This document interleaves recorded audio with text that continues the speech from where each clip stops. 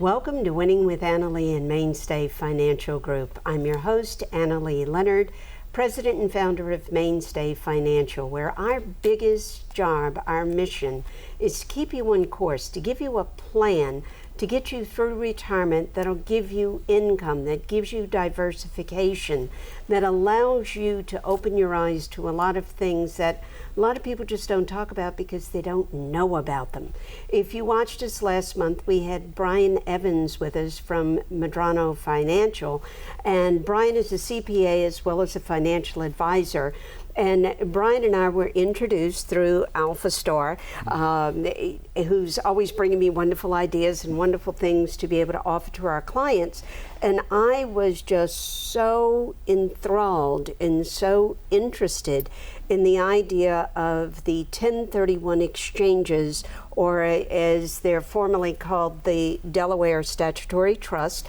To me, this is something everybody who is a landlord needs to know about. So could you just do a quick recap, Brian, on what it is that we're talking about? Yeah, basically this is a solution for anybody that owns investment real estate. This could be a lot of different things. It could be rental houses, it could be a farm, raw land, apartment building, office building, any kind of investment real estate. So I'm not including principal residence here.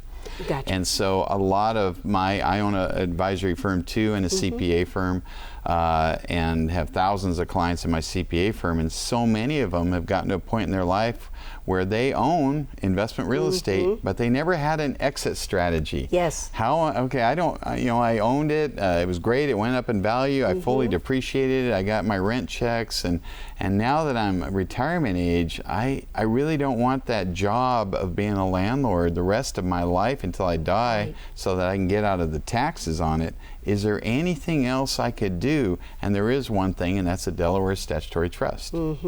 So it's perfectly legal. It's something that we can do. We don't have to get called at 2 a.m. because the air conditioning went out. Don't have to worry about the tenant who trashes a place and you got to go in and replace it. So these are properties that are professionally managed, correct? Yes. All in place. Yes. And from what you have told me, these are newer properties. Yeah, so an example might be, let's say that you had a piece of real estate and you wanted to do one, so you sold your real estate for, let's say, $1 million. And then at closing, the money has to go through a special circumstance through a qualified intermediary. You can't get the check and then buy a DST. Has to go through this. Okay. And then they would talk to you about, okay, where are we going to reinvest this money? And then we all work together on that, because my firm is vetting the sponsors, the purchasers of the properties, and the individual properties where they're at. So in this case, let's say it was $1 million, we decided to buy 4 different DSTs. They might be newer apartment complexes in growing areas like Florida and Texas and Denver, different places like that. Atlanta, any place like that. Might be self-storage, medical facilities, like kidney centers in the Phoenix area or something like that. It could be Walgreen type leases and that kind of stuff. So they'll have a diversified mix of a partial ownership in a lot of different properties. So they sold their one property. Now they have partial ownership in a lot of properties in growing areas. Often, and most of the time that I've seen, their cash flow goes up and not down when they retire. They still own appreciating real estate potentially, so if it goes up, they get to share in that too. And they defer the income tax on the sale and potentially permanently eliminate the income tax. And that to me is such an important factor, because as a CPA and both of us as advisors, we work with our clients on that constantly, is how do we avoid you paying more tax than you have to pay on anything that you do. So that to me is one of the biggest appeals to this, is not only can you stop being the landlord, but you don't have to pay all the long-term capital gain taxes and the recapturing of depreciation. So one of the questions I get here, because of where we live and what we're accustomed to, so okay, I own pieces of property in different spots, and let's suppose I've got one in Florida and I've got one in Texas, and one of our massive storms comes through and hits Florida and then hits Texas. What happens to my cash flow? Yeah, so the investments will be diversified, and so maybe a portion would be in a property that could get hit. Yeah. All of the DSTs that I work with have an umbrella insurance policy against all natural disasters and the replacement of lost rents. So we would, be protected from that. I know that people in this area are paying a lot of money for their wind and hurricane type insurances. Oh, yes. And so because they have economies of scale and they're insuring all of their properties, even in areas that can't get hurricanes and those kinds of things, it's much cheaper, more economical doing it on a scale that they have. And so with these properties, you are protected from that. You are protected from that. Yeah. So so that no one gets confused, you nor I go out and find these properties. No. No. No, they're purchased by a sponsor. So one thing I wanted to mention is you do have to do a DST, you have to be an accredited investor. So you have to have at least $1 million net worth outside of your principal residence, or there's some other rules that can get you there, On but income. they can call your office. Yeah, you can figure call my that out. office. We'll talk about those. And that net worth, I want everybody to realize that can be a combination of the rental property, which you've got in a 401k, other investments, whatever. It's a total of everything, but not permanent primary not your principal residence. That's right. Not that one at all. So we've got some good coverages in there. They're looking for properties that are newer, that are more of a trend right now for the investment properties. I mean, 50 years ago, everybody invested in the malls. Yeah. And that's not the thing now. Yeah, Midwest malls. Well, everybody from the Midwest is moving to where it's warmer because they're retiring. If you live east of the Mississippi, you go to Florida or Texas. West of Mississippi, you go to Palm Springs or somewhere Arizona. And so that's where a lot of these properties are being purchased. So the sponsors will go out and purchase these properties and then put them in a Delaware statutory trust, make them available to us as advisors so we can put our clients' money into them. There's small windows of opportunity to get in. Once they get their money, they close it off to new investors. And they generally hold these for between 5 and 10 years. And that's when a liquidity event happens. And then most people just keep doing Delaware statutory trust. Yeah. They like the cash flow. They like the no taxes. They like owning real estate that can go up in value. And they especially like to step up in basis in their legacy plan. And for the legacy plan, and that to me is a wonderful thing. And just the idea of no taxes. I mean, that I always tell people in my classes, my 2 favorite words are tax-free, and I don't get to use them very often. Nope. But if we think about when the taxes first came out and the levels they were at, it was just a flat infinitesimal tax. I mean, the highest level was what, 6%? So you realize why the oil barons and the shipping barons and the railroad barons remained so rich, because the majority of what they made they got to keep. And it's not quite that way anymore. So it needs planning. It needs planning. I mean, certainly it's almost a negative tax rate because you get depreciation deductions from the property you've owned. When you do a DST, you get very often you have additional new depreciation you get to take that someday. So you do get to claim that? Yeah, you get new depreciation because you're often buying a somewhat leveraged property, not too much, maybe 50%. And so you get to take that, and if you keep doing this until somebody passes away, one of the owners, then you get a step up in basis and no one ever pays it back. So you actually get, annually a reduction in your income taxes that you never pay back, nor do you ever pay the capital gains tax. So it's really a wonderful solution. That's a win-win. That is a win. That's a win-win. Yeah. So, okay, this person owns this property. They've done a 1031, the DST. They've, let's say, renewed it several times. They pass away. Yeah. What happens at that point? Then if it, you can go to the heir, obviously, and it could be the spouse, or let's say it goes to the kids. Okay. Had they let the kids inherit the properties, usually we have a few disagreements. No. Never. You're Somebody kidding. Somebody wants to be property manager. Somebody wants to sell it. Somebody wants to also be the manager, but not the other. All kinds of problems. So this gets split between the heirs, and then as the properties are sold, they can just take their money and do whatever they want with their share, because there's no income tax because they've got the step up in basis. So all the taxes went away upon the death.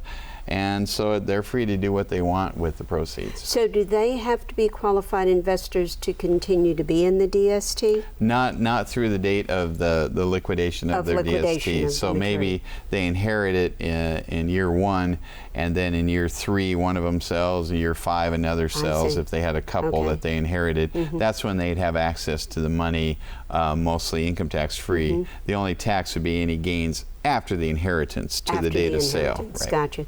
So a good way to also keep your family together. Because as we all know, and I know from personal experience, when people should be drawing together, this is usually a time when they come apart, because people are arguing over things they should never argue over, and they'll regret it the rest of their lives, and families are split up. So a nice, easy way to do this and keep the family as family and avoid a lot of extra tax that's in there. And what I like, it's truly life-changing for my clients and for yours, that can go, wait a second, my cash flow goes up and I get to retire. I get my life back. I don't know what the life expectancy of a 65, 75, 85-year-old person is, but they know it's limited, and they get their life back, and they made a wise decision, and they're going to maximize their legacy plan, make it simpler, avoid the fights, but they get their life back, and I think that's really important what you're doing. We're going to take a quick break, come back, and we'll see you back here in just 1 minute. Retirement strategies come in all shapes and sizes. One strategy does not fit all when it comes to reaching your retirement goals, and considering all your options may be, well, more than you want to think about. So whether you're looking to retire or already living in retirement, you need a strategy tailor-made for you. Hi, I'm Annalee Leonard with Mainstay Financial Group, and I'm here to design a financial plan for you and for those that you love. Hart, what's going on? I'm leaving. Why? What did I do? Not enough. You constantly ignore me. You barely eat anything healthy. You're half as active as you used to be. The pressure is just too much. I quit. Okay, I get it. I'll do better. Just Please, don't leave. Okay. But remember, if I go, you go. Listen to your heart. Don't let it quit on you. Uncontrolled high blood pressure could lead to stroke, heart attack, or death. Get yours to a healthy range before it's too late.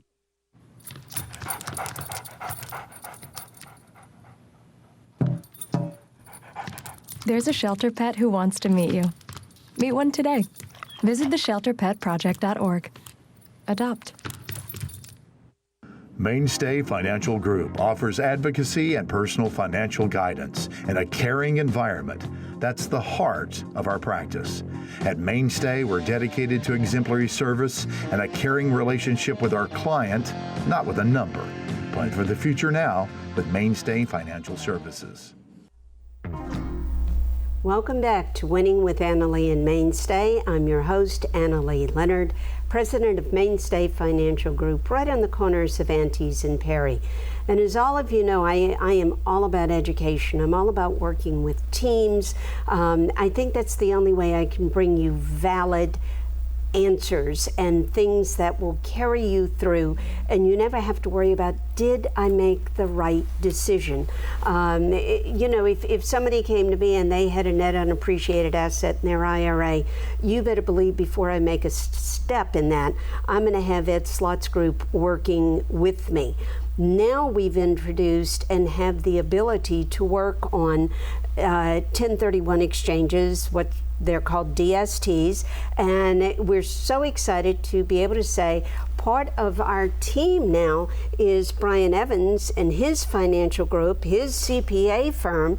So if you're going to do something like this is the way to do it, so that the team is in place to make sure that you don't make one wrong step, because in a wrong step you can blow it all up. Yeah, and this is a big one, because a lot of my clients and your clients have owned their real estate for literally decades. Yeah. They've fully depreciated them, and most of the sales price, if they sell them, is going to be subject to a couple of income taxes: the capital gains tax, depreciation recapture tax. If you own rentals in other states, state income tax, and that's another thing that we want to bring up here too. Yes. We can start moving that around and get it out of that too. There's so many taxes out there that are ready to bite people. And so doing the 1031 exchanges through a Delaware statutory trust, obviously they don't have to be the landlord anymore too, and they can still get their cash flow. Because here's another problem: even if you had somebody that wanted to sell their property, and they did, and they paid the tax, now what are they going to do with the money? Put it in a CD? I mean, their cash flow is not going to be adequate for a decent retirement generally. Whereas if they do a Delaware statutory trust, they have the opportunity for a much, much higher cash flow. A much higher cash flow. And we had talked about earlier, you know, the families, and you think about people like you were saying that own property in multiple states with different taxes, different laws, and then the person dies, and whoever that poor executor is has got to go through selling each one of those, jump through all the loopholes of the different states, their laws. It just, to me, can become a very nightmarish event. Yeah, it's kind of like owning a business. I mean, you kind of want to have a succession plan while the owner of the business is still around to execute that, instead of giving it to your kids or your spouse to take care of that. Owning rentals and being a landlord is a business. It's a business. And so why not take care of that? And you know, with a business, you can't really get out of the tax permanently if you sell it and other things. But this one has a wonderful opportunity. It's called Section 1031 of the Internal Revenue Code. And then in 2004, Revenue Ruling 2004-86 provided for the DST so that people could actually sell their real estate and invest into passive real estate where they don't have to be the active landlord anymore. So might as well take advantage of these rules that are out there. Truly. Absolutely. And it's life-changing for the people that I work with that finally get to retire, get their cash flow. They still have a productive investment going on that's more diversified than it was before. Yes. Now they can go on those cruises and spend time doing what they want to do. Do the things they want to do. So if this is something that's of interest to you, call us, 437-3127, and we'll sit down, do the initial fact-finding with you, see what you have, what opportunities can present themselves. I'll get Brian and his team on the phone with us, or we'll do a little FaceTime. I know you love to show off that nice little face, you know. Sure. So we get you on, and we'll talk this through and get the tax experts in, and at that point show you some of the types of properties that are available, and make sure that this is done and it's done properly. So what would you say, Brian, are the three primary reasons someone would do this? Yeah, a primary reason is that they're just getting tired of being a landlord. Another one is their cash flow. A lot of times, you know, when they bought that property, it was 30, 40 years ago. It was newer. I can guarantee it's 30 or 40 years older now. And so are they. And so, you know, you have deferred maintenance, and you've got to keep putting money back into it. So you don't have to do that anymore. And the other one is, it's just wonderful to have a legacy plan, not only to keep a family together or to help your spouse not have to become a landlord when they didn't want to in the first place. We talked about that. You said, you know, one usually likes to do that kind of stuff and the other one doesn't. Right. And very often it's the one that likes to do it that passes away first. Yeah, you know, traditionally it's been the man, you know, he's doing the fix-it work, and he's 75 years old, and and it falls off the roof, and now she inherits it, and doesn't want it. She didn't want to be a landlord, and doesn't, that's no good. So have an exit strategy before that. Still stay in real estate, but the only work you have is to figure out how to spend the money that comes in your bank account once a month, every month, on time from the DST sponsor. That. Yeah, that's a pretty nice retirement plan right there. I like that. Let's see, money in the bank account, I can go spend it. I don't have to be out painting walls or changing out refrigerators, and I still get all the tax breaks. And the other reason, as you just asked, is that your legacy plan, you get to, you worked hard, and you put a lot of blood, sweat, and tears into your properties. When you pass those on to your spouse or your heirs, you're going to pass it income tax free. That 25% or so that was going to go away often when you sell it never goes away. It's retained by your loved ones or your charities. You get to select what happens to your money instead of having it go away. Yeah, and that to me is just again, go back to the lack of complexity with this. Once you do this, if you pass away, then the heirs don't have to get into what do we sell, when do we sell it, how much do we sell it for, how's it going to be split up, or as you were saying, do we keep it? If we keep it, who's going to be the landlord this month? Oh, okay, you didn't do a good job, I'm going to be the landlord next month, and we always know how that always winds up. Yeah, that doesn't work out so well, and No. it's so clean in a DST because you've got the sponsors who went out and purchased the real estate in the first place and made it available. They are the property managers. They often charge between 2 to 4% of gross rents as their property management fee, which I think seems fair. It's very reasonable. Yeah. And so they have professional management. They know what they're doing. They know more about real estate than my clients ever will, or their kids or their spouses or any of them. And so just like you said when you started the show, have professionals in your life that know things and can do things for you better. And so I am a lousy landlord. I've owned rentals. I don't own them anymore. Yeah. I love the fact that I could go to these DST sponsors that have billions of dollars under management and have them be the landlord instead of me. Well, that to me is the thing, and you and I were laughing about this earlier, but I know how I am.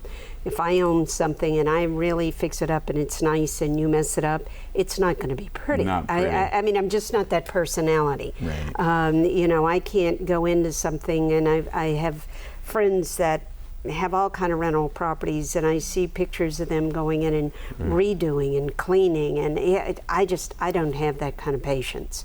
Yeah, really and there's all don't. kinds of problems. I owned rentals, and people got into drugs, or invited people in that did, and then it was a disaster from that point forward. So, and now you're into very professional types of properties, newer properties, diversified, and that's something we always preach about in a regular financial portfolio anyway. Right. One of the biggest things you can do is diversify enough, and that helps you to lower the risk according to your particular risk profile.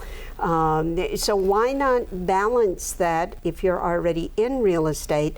Why not balance that with a diversified real estate portfolio? Yeah, I get that question. I say, well, isn't real estate risky? And I kind of chuckle because you're selling an eightplex that's in one town on one street in one place and has one roof. I mean, that's risky. That sounds riskier than what we're going to. Sure. So immediately, it's akin to owning one stock and going into a mix of stocks. It's a similar concept. We do it with our stocks and other things, and then maybe we do some annuities to diversify even further. But with real estate, why not diversify that too?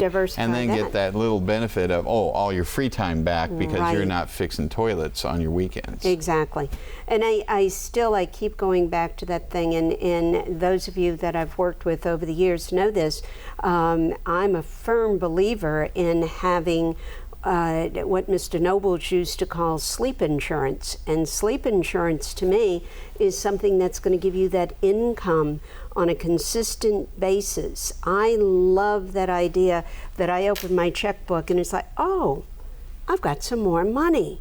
This is good, and I'm not working anymore. Right. But I'm still getting income. I'm still getting the things that I need. I still have the ability to pass that on to my heirs, but I've gotten rid of a lot of the headaches.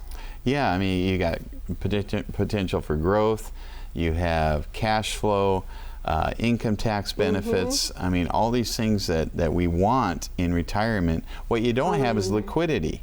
And so, you know, again, growth, cash flow, and income tax. But it's like you said before, you don't have liquidity in it now. You didn't have it before, you don't have it now. And you don't have to put all your money from the sale into the new one, but if you do, you're going to pay some tax on it. So, but generally what I found is people that are doing these 1031 exchanges using DSTs have other assets. Yeah. So they have some liquid assets in the markets. They have some assets that are protected in the annuities. They have their real estate components. So it's a great mix. It's a wonderful mix. Yeah, and so that's what you would do for them. So call us at 437-3127. We'd love to work a plan for you and do whatever we can.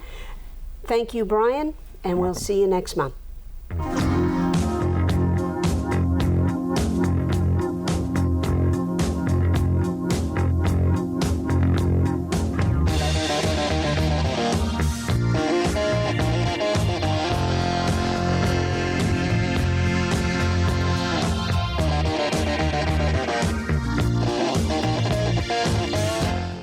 Retirement strategies come in all shapes and sizes.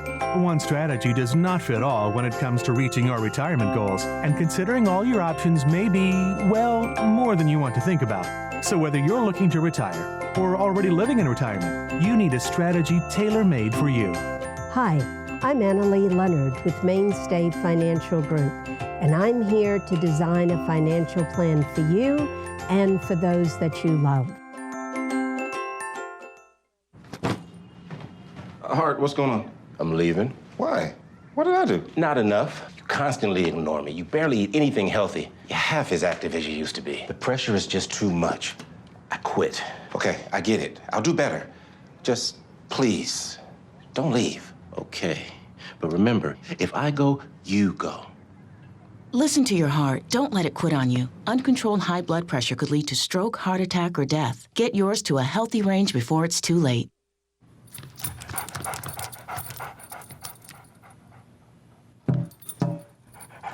There's a shelter pet who wants to meet you.